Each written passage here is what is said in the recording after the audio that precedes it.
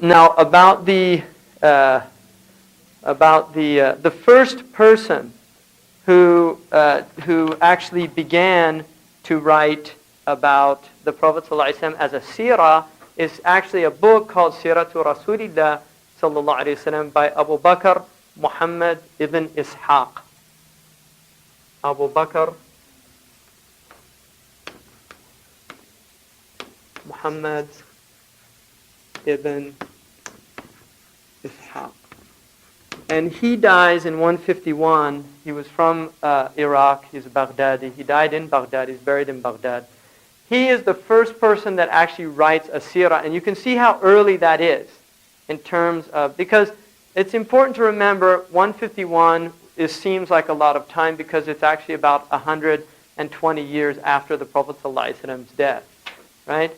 From the point of his bi'tha until that. It's about 130 years. Now that can seem like a reasonably long time. The reality of it is it's not, and the reason for that is Islamic tradition was by and large oral for the first 100 years. In other words, there was very little actual documentation. Ulama were writing down things. Abu Hurairah was writing down hadith. The Qur'an was being written down, but that is not the way it was being taught. And to give you an example, in Mauritania, people memorized the entire Qur'an without ever looking at a mushaf. Ever. And that's the way they memorize it, to this day. And we were there just recently, and Shaykh Khatri was teaching a child, the Qur'an, and he recites it, and the child writes it down on the lawh. And so there was somebody there, an Englishman, who just said, SubhanAllah, you don't ever look at a mushaf? And he said, Abadan. He said, most people here don't even have masahif. You know, the people that memorize the Qur'an in Mauritania in the desert, they literally don't even have a mushaf. And I once, there was a man there that I spent some time with who literally, he just recites Qur'an all day long and a good part of the night. That's just what he does, all the time. And I asked him if he ever looked at the mushaf, and he said, a few times. Even though it's actually better to read the Qur'an from the mushaf by Sharia.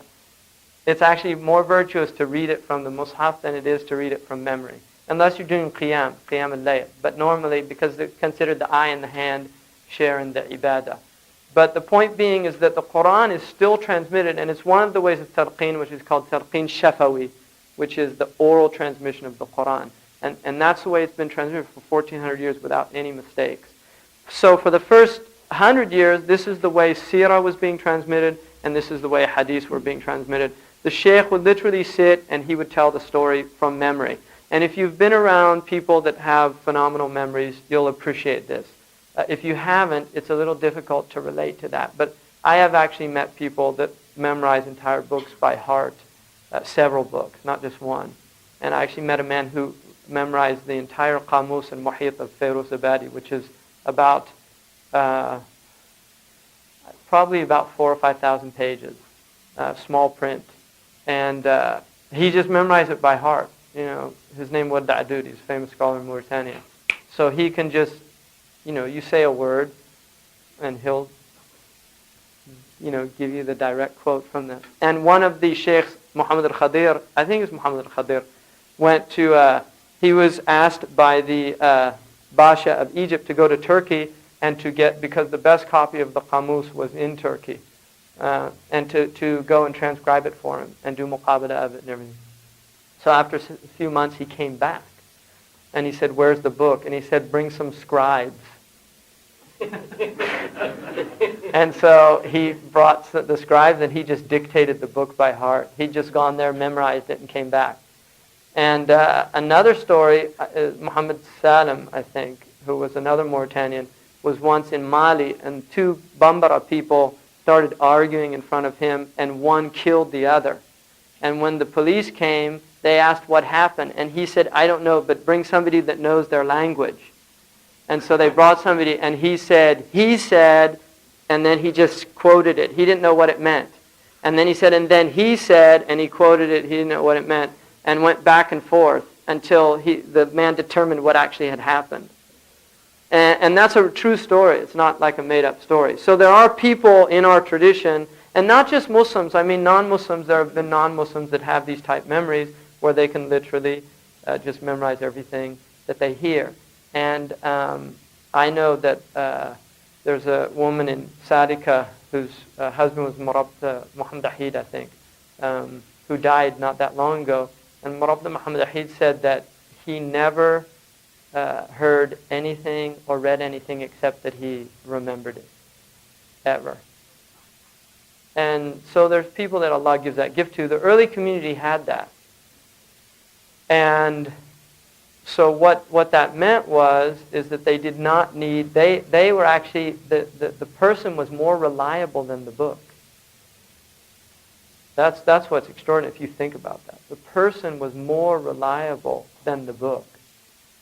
And what the ulama said is that the knowledge in the Salaf was in their breast. In other words, wherever they went, it was with them. And Imam Shafi'i says, my knowledge is in my breast, it's not in a chest back at home. So if I go to the marketplace, it's with me. And if I go to the masjid, it's with me. Wherever I go, my knowledge is with me. It's not like a chest of books. And also Imam al-Ghazali, radiallahu anhu, he had spent 2 years transcribing his several books from a library in Samarkand, and on his way back, some brigands robbed their caravan, and they were taking all these books that he just spent 2 years writing down. And he said to the chief of the brigands, please just don't take my knowledge; it's of no benefit to you. And the brigand laughed, and he said, what kind of knowledge is it that the likes of me can steal it from you? And he said, Imam al-Ghazali said, he realized that Allah had made him say that to him to let him know that if you didn't memorize it, it wasn't, it was something you could lose any time. And he said after that, he memorized everything that he studied. So this was how the early community was. So they said that in the beginning, their knowledge was in the breast, and they transmitted it to people that way. And then they said, but later, it went from the breast to the books. But the ulama became the keys through which the books could be unlocked for the students. In other words, now knowledge is in the books. It's no longer carried around by people. But the person who studies the books with a sheikh, the sheikh acts as a key to understanding the meanings so that they don't make mistakes. And that's what happens. So 151 is actually an early period to have actually the seerah written down. And Ibn Ishaq is still considered the foundational seerah of all seerah literature. And then the next person is Imam Muhammad bin Umar al-Waqidi, who died in 207. And Imam al-Waqidi is also somebody who wrote seerah. His seerah is not as strong as Ibn Ishaq's in terms of his sources, and it's an important seerah because of it's a very early seerah, but there's less reliability in it than in Ibn Ishaq. And then the probably the most famous of all the seerah literature is a 3-volume work that was done by Abu Muhammad Abdul Malik ibn Hisham. And he died in 219. And Ibn Hisham, some actually consider his seerah really a tahdhib of Ibn Ishaq. In other words, he took Ibn Ishaq and he really separated the fat from the skinny, like the Arabs say. He took out what was good, what was bad, and he maintained what was good. And his seerah is really probably the most famous now. It's the foundational one that is studied traditionally in the madrasa systems and by the ulama. There have been since these men, but these were really the foundational seerah writers, these 3 men. Since then, there have been many, many seerahs. The Seerah al-Halabiyah is a famous one. Rawd al-Anf, which is another famous one from an Andalusian scholar. Qad Iyad, the Shifa. And then some mukhtasarat. Nur al-Yaqeen is a nice mukhtasar by, I think, Al-Khadir al-Baik or something. He was an Egyptian scholar. And it's also gone even into Persian. Payambar is a Persian Seerah. It's in Persian, isn't it, Payambar? Is a Persian Seerah literature. Urdu has a lot of Seerah literature. So you'll find in all the languages of Islam, and now including English, which has become a language of the Muslims, you'll find Seerah literature. And this is part of the fulfillment of Allah's word when He says, وَرَفَعْنَا لَكَ ذِكْرَكَ, we have elevated your remembrance. The fact that the Prophet ﷺ is remembered in all these written languages. His Seerah is in all the languages that people speak with and write with. And that's part of and he's also praised, and stories are told in many non-written languages. If you go to the tribal languages in Africa, that some are not written, they have storytellers that tell the stories of the Prophet ﷺ to this day. So this is part of a fulfillment that the Prophet is Muhammad, right? He is the one who's praised. And the Seerah is really praising the Prophet ﷺ, and it's a proof of his name. And some of the ulama said if there was no other mu'jiza than the name of the Prophet ﷺ, that would be enough for people to recognize the truth of his message. The fact that he was called the praised one. And that is what human beings have been doing. And interestingly enough, even the fair-minded non-Muslims, if they study his life, and this is the truth, the fair-minded non-Muslims, you look at people like Michener, you look at people like Bernard Shaw, Thomas Carlyle, you look at fair-minded non-Muslims who just look at his life, even Gandhi, right, the Indian who studied the life, and Gandhi was extremely impressed with Umar ibn al-Khattab. When fair-minded non-Muslims look at these people, they have to say, this was a praiseworthy man. He is somebody who was noble, and there are many examples of that. So, and even his enemies at the time in his life, the mushrikun, they really didn't have anything bad to say about him. That's the truth. They couldn't. And Abu Lahab even said, Wallahi, he's not a liar. We know he's not a liar. He's never told a lie to us. So even his enemies have to praise him if they're fair. And that's why the Arabs say, عَدُوٌ عَاقَلْ لَا صَدِيقٌ جَاهِلٌ. Give me an intelligent enemy and not an ignorant friend. Because the intelligent enemy, he'll be fair, and you can deal with him. Whereas the ignorant friend, they say, يَضُرُّكَ مِنْ حَيْثُ يُرِيدُ إِفَادَتَكَ. He harms you, but he wants to help you. So I think that's a really interesting and important aspect. And then its name, the name of this science is called Seerah, or Ilm al-Siyar.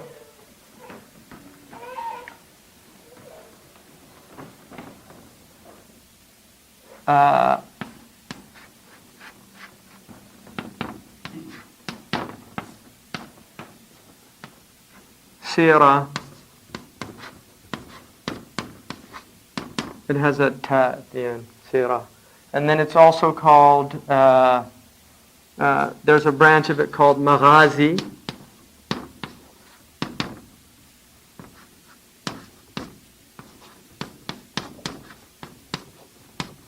It's also called Al-Waqaya'.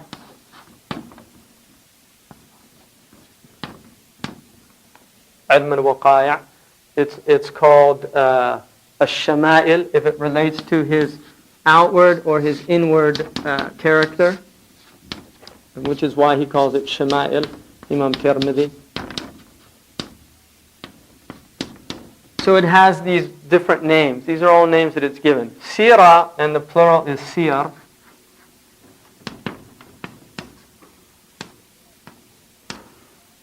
Seerah comes from a word, Sara Yasiru, which means to go.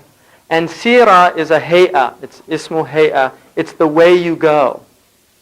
Literally. I mean, if you take a literal meaning, it means the way a person goes. His hay'ah. Right? Fi'la in Arabic is called ism hay'ah.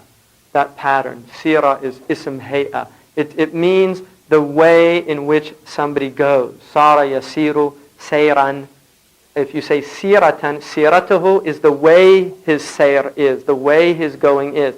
So it describes the states of the Prophet, his behavior in giving, in taking, in speaking, in acting, how he looked, what his hay'ah, his physical hay'ah was, the fact that when he walked, anybody who walked with him, he appeared taller than that person, even if that person was known to be tall. And even though the Prophet ﷺ was considered to be of middle stature, he was neither extremely tall nor short. He was of middle stature. Despite that, whenever he walked with somebody, he appeared taller to them if they were known to be tall, which is an indication that's part of his seerah or his hay'ah, his way of being. And that's what seerah means. It's talking about the way in which the Prophet ﷺ is to be understood outwardly and inwardly. Right? And also the seerah of his life, the way in which his life manifested or unfolded to us. That's the meaning of seerah. So that it's important. The name really tells a lot about the actual subject. Now, in terms of the maghazi, maghazi is from a root word ghaza yaghzu, which literally means to intend something. Qasada, talabahu. It means to intend something, or ikhtaza.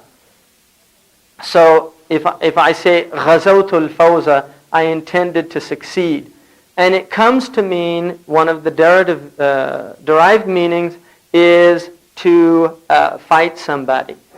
Right? So, and the intention in fighting somebody is to conquer them and also to achieve some goal, usually. Right?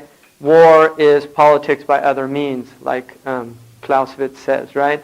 In other words, politics, the whole point of politics is to achieve certain ends. And if those ends aren't achieved through the means of politics, then war becomes an extension of the political means, right? So it's really a branch of politics. The point of this is that the war is a means to achieve something. It's not an end in itself unless somebody's insane, right? A madman makes war an end in itself. For human beings, it's a means. It's either a means for justice, establishing justice, or it's a means for perpetrating injustices. I mean, quite literally, it's one or the other. Ibn Farhun, radiallahu anhu, in the Tabsirah, great Maliki mujtahid, said that siyasa is of two types in Islam. In other words, Islam views siyasa as two things. He said siyasa is a means whereby justice is achieved in a society, which includes war. Or it's a means whereby oppression and injustice is achieved. It's one or the other. If it's siyasa shar'iyya, then it obviously is a means to achieve a just society, which is part of the point of the sharia. If it's siyasa kufriya, right, then it's a means whereby oppression is achieved. So the maghazi of the Prophet ﷺ, they're called the maghza. Like the Arabs say, what's the maghza? You know, ma huwa maghza hadha al-kalam. What's the intention behind this speech? So the maghza or the maghazi are the intentions of the Prophet in defeating the kuffar who were becoming barriers to achieving an end, which is the establishment of Islam. And that's the only reason why Muslims fight. Muslims fight to break down barriers. Right? They fight to achieve that end. And that's why the maghazi are called the maghazi. All right? And we'll go into the difference between ghazwa and the sarai. And there's different words that are used, which we'll go into when we get into Ling's book. And then the other definition of the is the shama'il. And the shama'il is shama'il are those qualities that characterize the mahasin of a person. In other words, shama'il particularly relate to good qualities, even though the original root word of shamal means taba, nature, the nature of a person. But the shama'il of a person are those qualities that are considered to be the good qualities of that person, right? So it's used as a technical term of our ulama to mean the mahasin of the Prophet ﷺ, zahira wa batina, his inward and his outward mahasin. So it would include his description, because one of the miracles of the Prophet ﷺ is he was the most beautiful human being that ever lived. I mean, he actually physically was a stunning person to look at. Physically, he was beautiful. He's more beautiful than Yusuf alayhi salam. And the ulama say that it's only the veils that, that Allah put on the Prophet that people didn't cut their knives when they looked at him.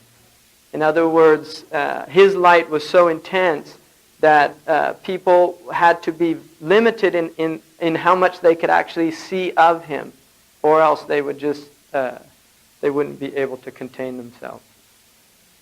So so those are the names that are used, and then the istimdad, which is the sources, right? The istimdad of this science.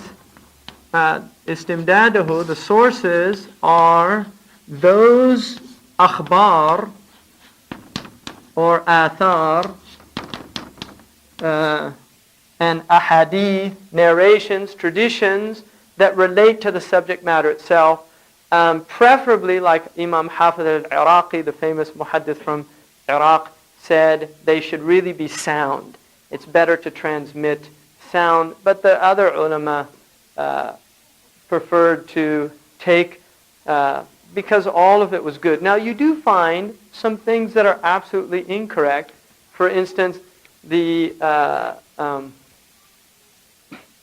Salman Rushdie. Salman Rushdie took a story that's found in Imam Tabari's book. One of the things about our scholars, and this is the difference between, according to Ibn Taymiyyah, rahimahullah, between the people of bid'ah and the people of sunnah. Ibn Taymiyyah said that the people of bid'ah will only take what suits them.